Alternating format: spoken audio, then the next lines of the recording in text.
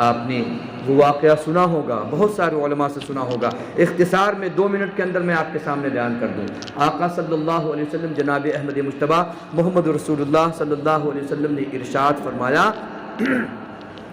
اے لوگو، بنی اسرائیل میں ہم سے پہلے جو قوم تھی اس میں ایک بندہ تھا جس نے 99 لوگوں کا قتل کیا ہوا تھا۔ آپ سوچیں، 1-2 نہیں بلکہ 99 لوگوں کا قتل کیا تھا، اور قتل کرنے کا عالم یہ تھا کہ قتل کرتے جاتا تھا اور سوچتا بھی نہیں تھا کہ میں نے کوئی بہت غلط کام کر دیا۔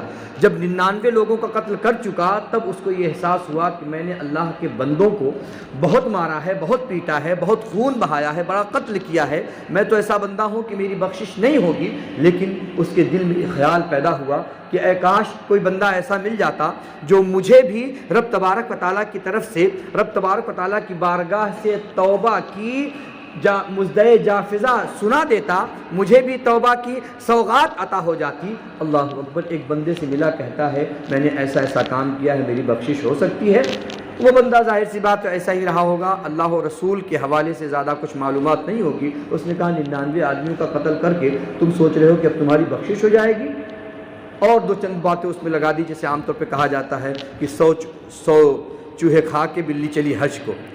جب کوئی بندہ توبہ کے لیے آتا ہے تو صاحب دنیا کی باتیں اس کے سامنے ایسے لوگ جو اللہ و رسول کے فرامین کو زیادہ نہیں جانتے وہ بول دیتے ہیں۔ اس نے بھی ایسے کہا کہ 100 چوہے کھا کے بلی حج کو جا رہی ہے صاحب۔ اس نے کہا کہ اب 99 ہی کیوں، یہ عدد پورا کر دیا جائے، اور اس کو بھی قتل کر دیا، 100 پورے ہو گئے۔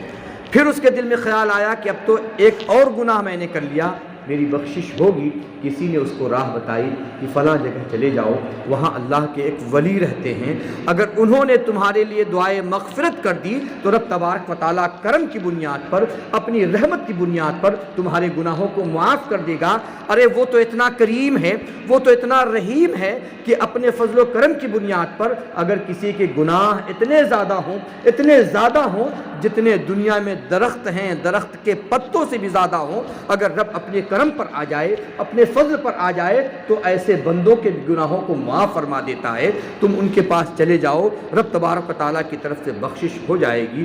ابھی پہلا ہی قدم اس نے اٹھایا تھا کہ اللہ رب العزت کے فرشتے حضرت عزرائیل ملک الموت علیہ السلام آئے اور انہوں نے اس بندے کی روح قبض کر لی۔ اللہ اکبر، اللہ کے نیک بندے کی طرف جانے والا تھا، ابھی پہنچا نہیں تھا، پہلا قدم اٹھایا ہے اور روح قبض کر لی گئی۔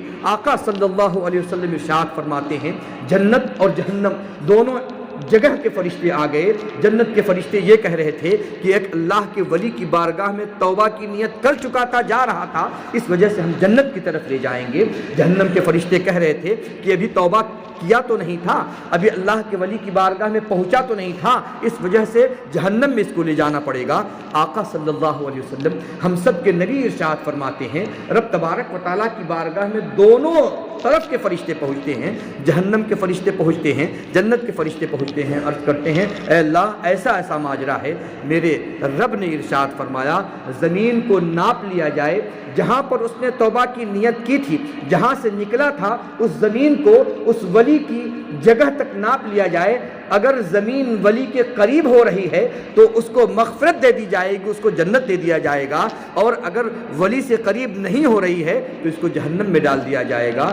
جب زمین ناپی جا رہی تھی، میں نے عرض کیا ابھی پہلا ہی قدم اس نے اٹھایا تھا کہ روح کھینچی گئی تھی، رب تبارک و تعالیٰ کی رحمت کو جلا لایا۔ رب تبارک و تعالیٰ نے زمین سے ارشاد فرمایا اے زمین سمٹ جا اور ایک قدم کے فاصلے سے کم ہو جا، تاکہ یہ جو فاصلہ بندہ طے کر رہا تھا آدھے قدم کا ہو جائے اور اس بندے کو جنت کا پروانہ مل جائے۔ اللہ اکبر، زمین سمٹ جاتی ہے اور جنت کے فرشتے اس کو جنت میں لے جاتے ہیں۔ اللہ اکبر، میں آپ سے عرض کرنا چاہتا ہوں، جب اگر کوئی 100 لوگوں کا قتل کرنے کے باوجود بھی رب کی رحمت کو آواز دے اور رب کے تعلق سے یہ عقیدہ رکھے کہ رب معاف کر سکتا ہے اور رب معاف کرتا ہے، تو یقیناً میرا رب اس کو معاف فرما کے اس کو جنت کا پروانہ عطا فرما دیتا ہے۔ اللہ اکبر، ہمارے اور آپ کے آقا جناب احمد مجتبیٰ محمد رسول اللہ صلی اللہ علیہ وسلم ایک مرتبہ حضرت عائشہ رضی اللہ تعالی عنہا کے حجرے سے نکلے، اور نکلنے کے بعد آپ جنت البقیع کی طرف آئے۔ جن لوگوں نے مدینہ شریف دیکھا ہے وہ جانتے ہیں کہ سرکار کا روضہ مبارک اور جنت البقیع کی دوری کوئی زیادہ نہیں ہے، मुश्किल से बमुश्किल तमाम आधा मिनट में कब्रिस्तान में आप पहुंच जाएंगे। आका सल्लल्लाहु अलैहि वसल्लम कब्रिस्तान में तशरीफ़ ले आए और अपनी उम्मत के लिए दुआए खैर फरमा रहे थे। अल्लाह अकबर। हज़रत आयशा रज़ियल्लाहु ताला अन्हा की आँख खुली, रात का वक्त है।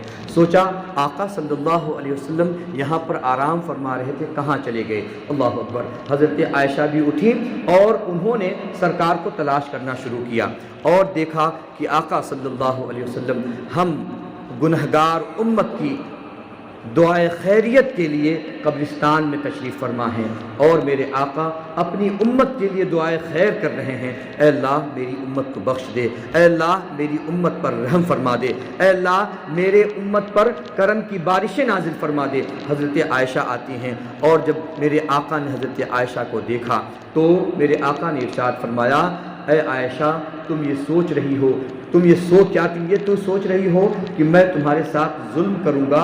नहीं नहीं, मैं किसी के साथ जुल्म करने वाला नहीं हूँ।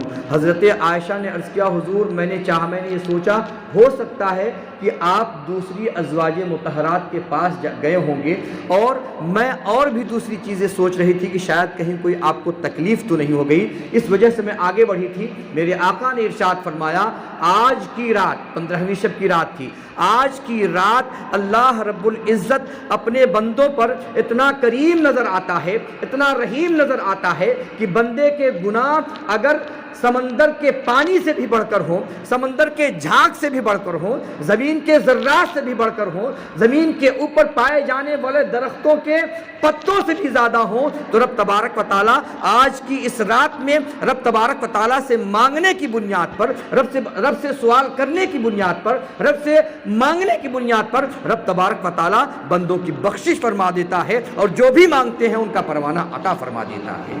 इस वजह से आज की रात मैं अपनी उम्मत को मांग रहा हूँ, अपनी उम्मत, वो उम्मत जो यकीनन गुनहगार है, लेकिन मैं अल्लाह का नबी हूँ। अल्लाह रब्बुल इज़्ज़त अंबिया किराम की बातों को टालता नहीं है। इस वजह से आज की रात मैं भी जग कर अपने रब की बारगाह में दुआ कर रहा हूँ। वो अजीम रब जो हमेशा देने का वादा फरमाता है और आज की रात में तो बुला कर देने के लिए इरशाद फरमाया है, वो अजीम रब आज की रात में मुझे और किसी को भी महरूम नहीं करेगा। इस वजह से आज की रात मैं अपने रब से अपनी उम्मत की बख्शिश का परवाना चाह रहा हूँ। इसी वजह से पूरी दुनिया के मुसलमान, जहाँ कहीं भी मुसलमान बसते हैं, जब ये शाबान की 15वीं रात आती है तो पूरी दुनिया के मुसलमान अपने रब के हुजूर में मस्जिदों में भी जमा होते हैं और उसी के साथ साथ अपने जो भी अजीज़ अकारिब, दोस्त, भाई, नातेदार, रिश्तेदार जो भी इस दुनिया से रुखसत हो चले हैं, उनकी दुआए मग़फ़िरत के लिए उनकी कब्रिस्तान में, उनकी कब्रों पर जाकर उनके लिए दुआए खैर करते हैं। ये मेरे आका सल्लल्लाहु अलैहि वसल्लम की सुन्नत है, जिसको हम और आप अदा करके रब तबारक व तआला की रहमतों के खास्तगार भी बनते हैं और रब तबारक व तआला हमें अपनी रहमतों से नवाजता भी है।